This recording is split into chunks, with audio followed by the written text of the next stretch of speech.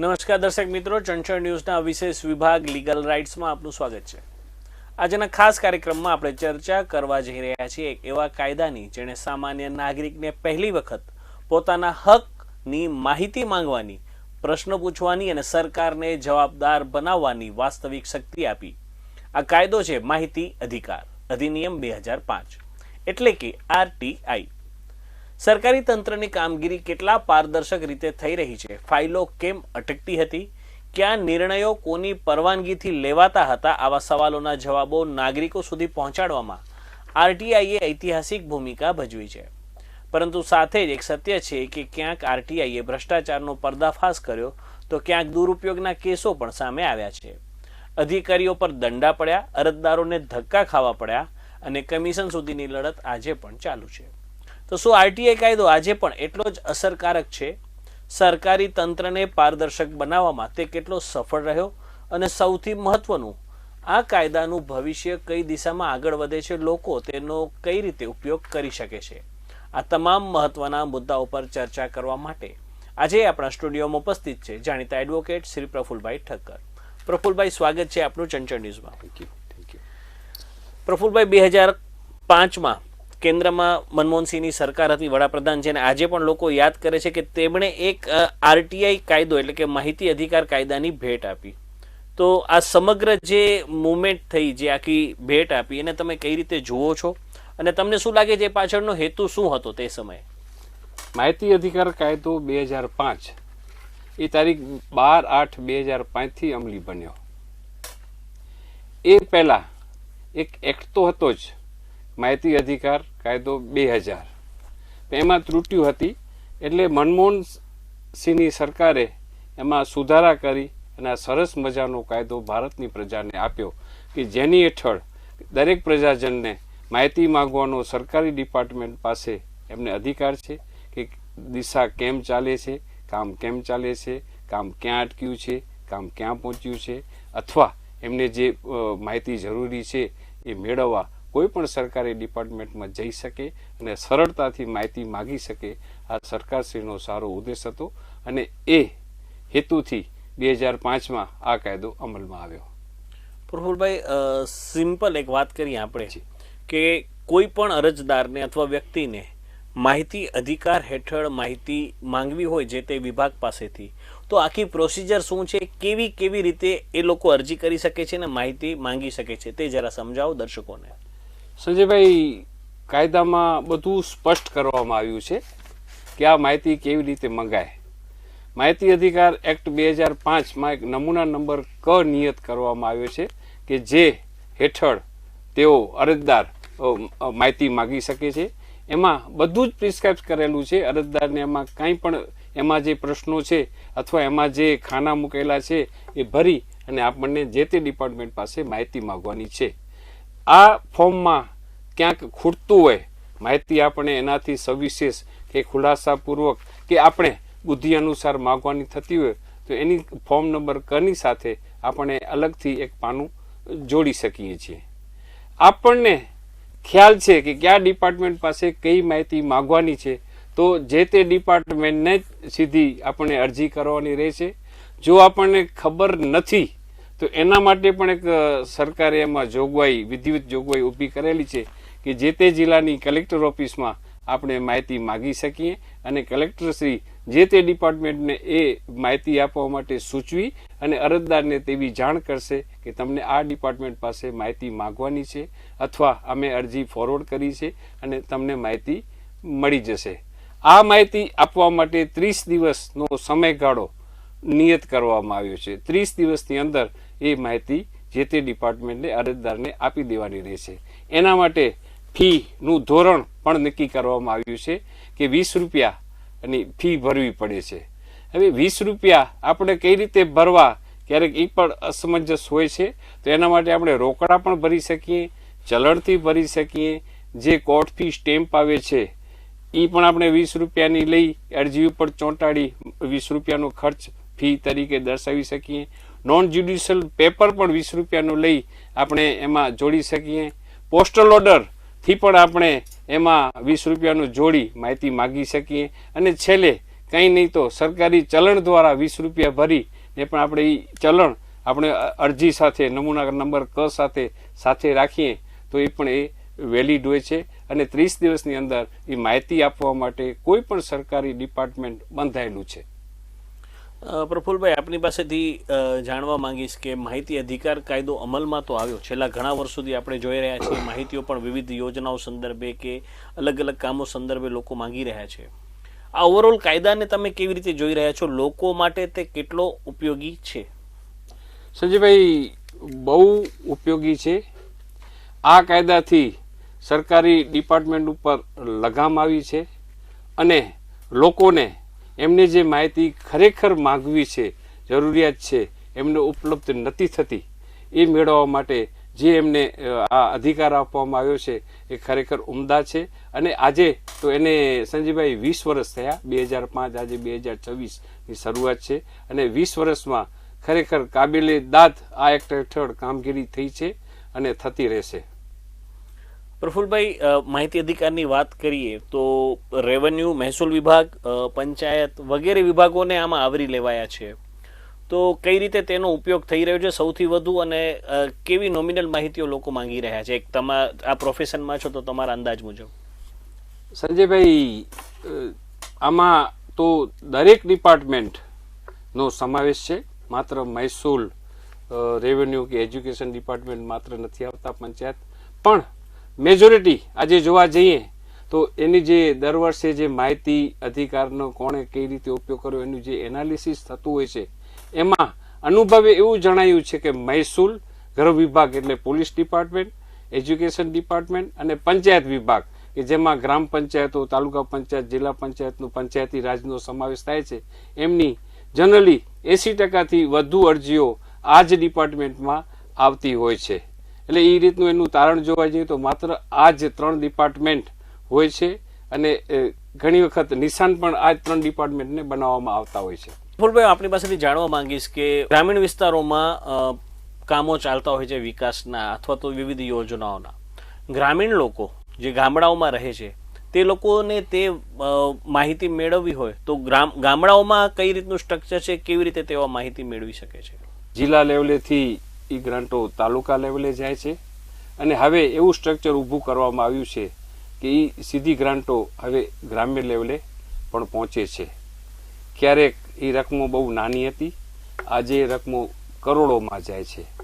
ત્યારે આ રકમો ગ્રામ વિકાસમાં ખરેખર વપરાય છે કે ક્યાં જાય છે એ માહિતી માંગવાનો દરેક પ્રજાજનને અધિકાર છે અને એ દરેક પ્રજાજન એ રીતે સીધો ગ્રામ પંચાયતમાં પણ અરજી કરી અને એ માહિતી ટોટલી સંપૂર્ણ પ્રકારે માહિતી મેળવી જ શકે છે.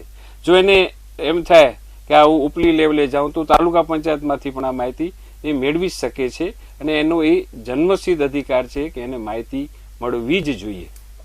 પ્રફુલભાઈ, તમે જણાવ્યું તેમ માહિતી મળવી જ જોઈએ, પણ ઘણા એવા દાખલા આપણે જોતા આવીએ છીએ કે માહિતી આપવામાં વિલંબ થાય અથવા દાંડાઈ કરવામાં આવે, કંઈક માહિતી એવી હોય તો આ બધા બાબતોમાં શું જોગવાઈઓ છે કાયદામાં? સંજયભાઈ, સ્વયં સ્પષ્ટ જોગવાઈઓ કરવામાં આવી છે અને એમાં ટોટલી 2 અપીલોની વ્યવસ્થા રાખવામાં આવી છે. દાખલા તરીકે માહિતી અધિકારી કે જે જાહેર માહિતી અધિકારી છે, ગ્રામ્ય લેવલે વાત કરીએ તો તલાટી છે, તાલુકા લેવલે તાલુકા વિકાસ અધિકારીની ઓફિસની વાત કરીએ તો નાયબ ટીડીઓ છે એ જાહેર અધિકારી છે, મામલતદાર કચેરીની વાત કરીએ તો નાયબ મામલતદાર રેવન્યુ જાહેર માહિતી અધિકારી છે. એવા દરેક ડિપાર્ટમેન્ટમાં જાહેર માહિતી અધિકારી નિમાયેલા હોય છે. એમની પાસે આપણે માહિતી માંગવાની રહે છે. એમની પાસે પૂરા 30 દિવસ છે આપણને માહિતી આપવા માટે અને આપણને માહિતી આપશે જ. ઇનકેસ માહિતી આપવામાં આનાકાની કરે છે, નથી મળતી, ઓછી મળે છે કે અપૂરતી મળે છે કે આપણને જે જોઈએ છે એનાથી વિપરીત માહિતી મળે છે તો એના માટે આપણે પ્રથમ અપીલ અધિકારી જે નિમાયેલા હોય છે એમની પાસે આપણને અપીલ કરી શકીએ છીએ. પહેલો જ જે માહિતી અધિકારનો જવાબ આપણને એક અરજદાર તરીકે જે નમૂના નંબર કમાં આપણે માગી છે એનો જે જવાબ આપશે એમાં ને એમાં એ જાહેર માહિતી અધિકારી સ્પષ્ટ ઉલ્લેખ કરશે કે ભાઈ અમારી માહિતીથી આપને અસંતોષ હોય તો 100% હોદ્દેદાર વ્યક્તિ અથવા અધિકારી પાસે આપ અપીલ કરી શકો છો. એ અપીલ અધિકારી પાસે આપણને અપીલ કરવાની રહેશે. એ અપીલ અધિકારી આપણને અને જાહેર માહિતી અધિકારીને સાંભળશે અને એને લાગશે કે માહિતી અપૂરતી મળી છે તો જાહેર માહિતી અધિકારીને ટોકશે અને આપણને માહિતી આપવા માટે જણાવશે. હા, એક વસ્તુ અહીંયા એ નોંધવાની છે કે જ્યારે આપણે માહિતી માગીએ છીએ અને જે 20 રૂપિયાની આપણે ફી ભરીએ છીએ, જ્યારે આપણને માહિતી આપણને મળે છે ત્યારે એક પાનાના 2 રૂપિયા લેખે આપણને ઝેરોક્ષ ખર્ચ અથવા તો ચાર્જીસ એક નક્કી કરવામાં આવે છે કે આપણે 10 પાના માગ્યા છે તો 20 રૂપિયા આપણે પાછી એક ફીના ભરવા પડશે. એક પાનાના 2 રૂપિયા લેખે એ માહિતી ત્યારે જ આપણને ઉપલબ્ધ થાય. 50 પાના હશે તો 100 રૂપિયા ભરવા પડશે. હવે આપણે જ્યારે અપીલ કરી છે ત્યારે અપીલ અધિકારી એ જાહેર માહિતી અધિકારીને સ્પષ્ટ હુકમ કરશે કે હવે આ અરજદારને તમે ફી લીધા વગર કે જે પ્રત્યેક પાનાના 2 રૂપિયા જે ફી છે એ લીધા વગર તમે આ અરજદારને માહિતી પૂરી પાડો. હવે એમ છતાં પણ 30 દિવસમાં આપણને માહિતી નથી મળતી તો એના માટે એવી વ્યવસ્થા ઊભી કરવામાં આવી છે કે સીધા માહિતી કમિશનર ગાંધીનગર, બીજી અપીલ ત્યાં જ થઈ શકે છે અને ત્યાં આપણે અપીલ કરેથી એમને જો લાગશે કે પ્રથમ અપીલ અધિકારી અને જાહેર માહિતી અધિકારી ક્યાંક એમણે વિલંબ કર્યો છે અથવા અધૂરી માહિતી આપી છે અથવા ઈરાદાપૂર્વક અરજદાર હેરાન થાય એ જાતની કોઈ નીતિ રીતિ અપનાવવામાં આવી છે તો એ અધિકારી જે માહિતી કમિશનર છે એ હુકમ કરી શકશે, માહિતી આપવા માટેનો હુકમ કરી શકશે અને માહિતી કમિશનરને એક વધારાની સત્તા આપવામાં આવી છે કે જેટલો પણ વિલંબ થયો છે એ વિલંબ માટે પ્રત્યેક દિવસના 250 રૂપિયા લેખે મહત્તમ ₹25,000નો દંડ એ જાહેર માહિતી અધિકારીને કરી શકે છે. પ્રફુલભાઈ, ઘણી વખત એવું થાય છે કે માહિતી આપણે એક માંગીએ છીએ અને એનું ખોટું અર્થઘટન કરી અને માહિતી બીજી આપી દેવાય છે. આવા સંજોગોમાં શું કરવાનું રહે અરજદારે? અરજદારે એ જ કરવાનું રહે કે એમને અપીલ કરવી પડે અને અપીલમાં એમને સાબિત કરી આપવું પડે એટલે સાબિતી એકદમ ઈઝી થઈ જાય છે કે મેં માહિતી આ માગી છે અને મને માહિતી આ આપવામાં આવી છે. માહિતી માંગવાની એક મર્યાદા છે, એ મર્યાદા નક્કી કરવામાં આવી છે અને મર્યાદા એની એ છે કે જે માહિતી સરકારી ઓફિસમાં કચેરીમાં અરજદાર પાસે જે ઉપલબ્ધ છે એ જ માહિતી એ અરજદારને આપી શકે. અરજદાર જો એના કારણો માગે કે મેં આ જમીન માંગણી કરી હતી, મારી જમીન નામંજૂર કરવામાં આવી છે તો એના કારણો શું છે એ તમે મને જણાવો, તો કારણો આપવાના નથી.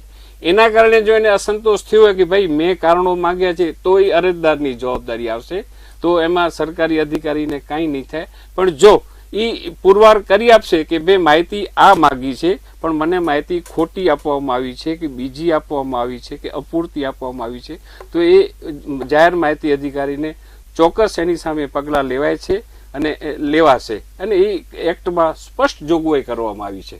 મતલબ કે આ સમગ્ર કિસ્સામાં અધિકારીઓ જો બેદરકારી દાખવે તો અધિકારીઓને પણ દંડ સહિતની જોગવાઈઓ છે ખરી કાયદામાં? જી છે. એક સારું પાસું આપણે જોઈ રહ્યા છીએ કે અરજદારો જે છે તેમને તેમનો જે બી વિષયો તે અંગે માહિતી મળી શકે છે માહિતી અધિકાર દ્વારા, પણ છેલ્લા થોડા સમયથી આપણે જોઈ રહ્યા છીએ કે તેના દુરુપયોગના કિસ્સા પણ વધી રહ્યા છે. ગુજરાતમાં પણ એવા દાખલાઓ બની રહ્યા છે. તો આ અંગે તમારો અનુભવ શું રહ્યો છે? સંજયભાઈ, એમાં વાત આવે છે માહિતી અધિકાર કાયદાનો દુરુપયોગ કરવાની, તો એ થાય પણ છે. માહિતી અધિકાર કાયદો 2005 હેઠળ એવી કોઈ પણ જોગવાઈ કરવામાં આવી નથી કે અરજદાર ખોટી માહિતી માંગે અથવા હેરાન પરેશાન કરવા માટે અરજદાર માહિતી માંગે, થોકબંધ માહિતી માંગે અથવા અઘટિત કે જેને પોતાનાથી કોઈ નિસ્બત નથી એવી માહિતીઓ માંગે તો એ અરજદારને શું કરી શકાય, એને શું સજા થઈ શકે, એને શું દંડ થઈ શકે એવી કોઈ જ જોગવાઈ આ એક્ટ હેઠળ કરવામાં આવી નથી.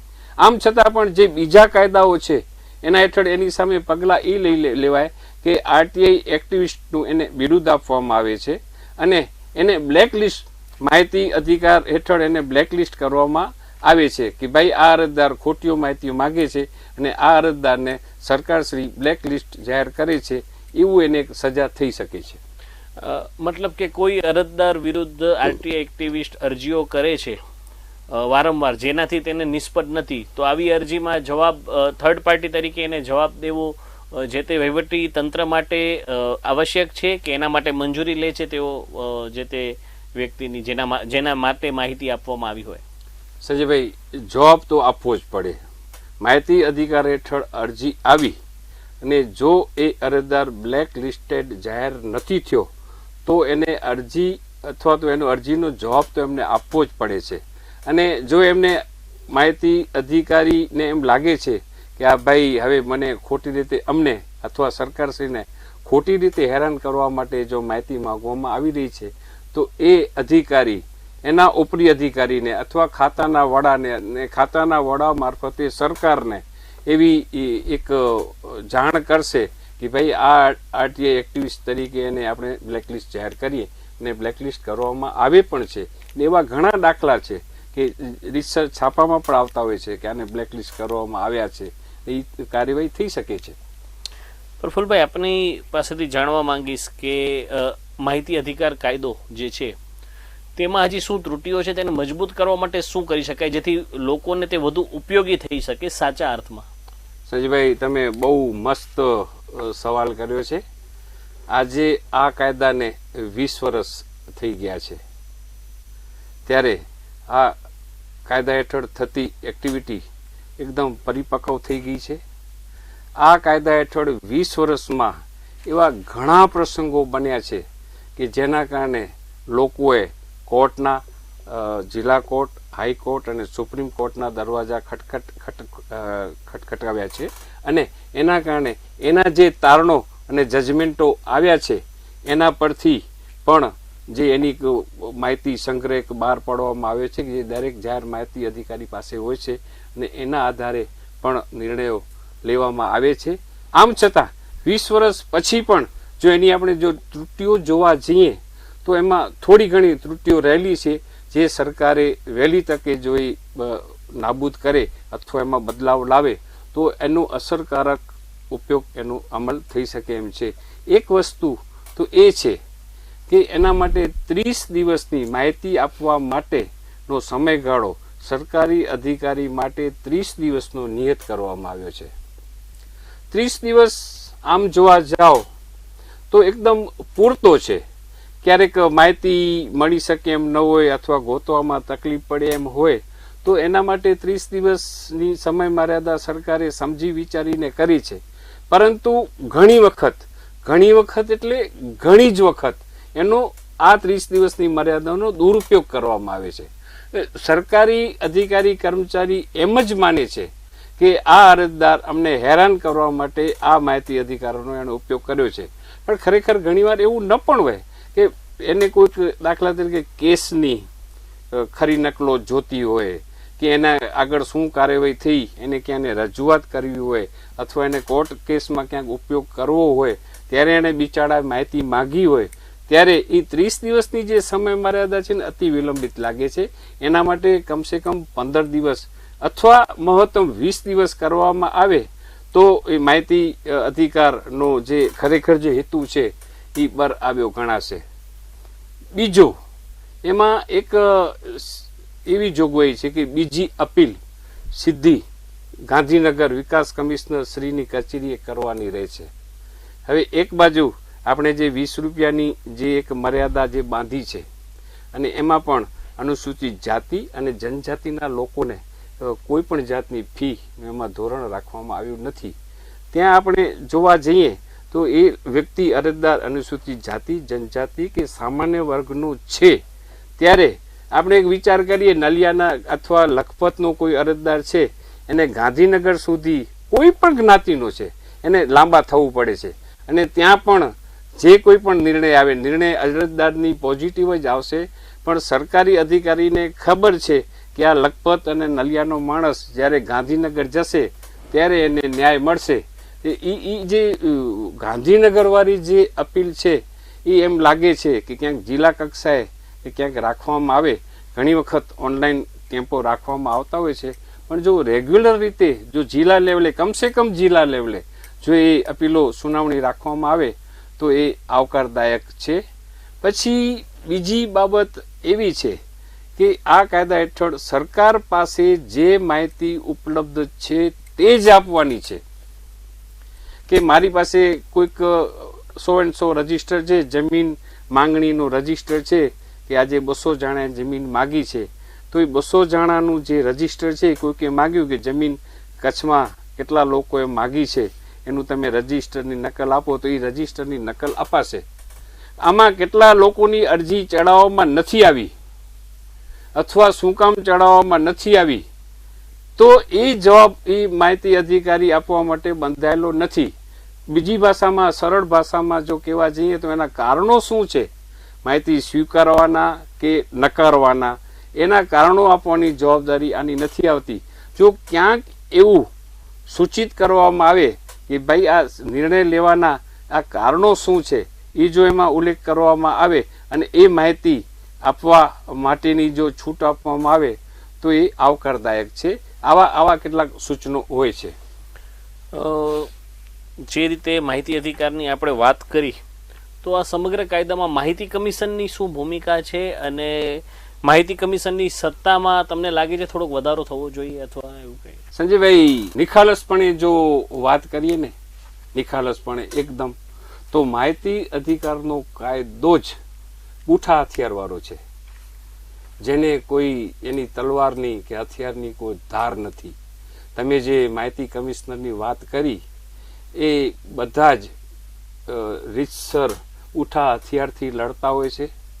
એમને કોઈ પણ જાતના પાવર્સ નથી કે કોઈને સજા કરવાના. એમની પાસે પર હેડ 250 રૂપિયા લેખે મહત્તમ 25,000 ના દંડ કરવાની એમને જોગવાઈ છે. પણ દાખલા તરીકે એ 250 રૂપિયા લેખે દંડ એ અધિકારી નથી ભરતા અથવા ભરી અને પછી પણ એ જો અરજદારને માહિતી નથી આપતા, તો એના પાવર્સ માહિતી કમિશનર પાસે કોઈ જ નથી. માહિતી કમિશનર નહીં, એનાથી પણ ઉપરી અધિકારી પાસે કોઈ પાસે પણ આ માહિતી કમિશનરના હુકમનો અમલવારી કરવાના પાવર્સ કોઈની પાસે નથી. એટલે આ એક મહત્તમ ખામી છે અને જે એક્ટ ઉપરથી સ્પષ્ટ થાય છે અને જે આજે સામાન્ય અરજદારને આવી બધી બાબતોનું ખ્યાલ નથી હોતું કે ભાઈ અંતે શું થાય છે. અંતે તો આ જ છે કે જે જાહેર માહિતી અધિકારી ધારે છે એ જ કરે છે. પ્રફુલભાઈ, વાત કરીએ ડેટા પ્રોટેક્શન એક્ટની. ડેટા પ્રોટેક્શન એક્ટ 2025 શું છે આ કાયદો અને માહિતી અધિકારને તે કઈ રીતે સંલગ્ન છે?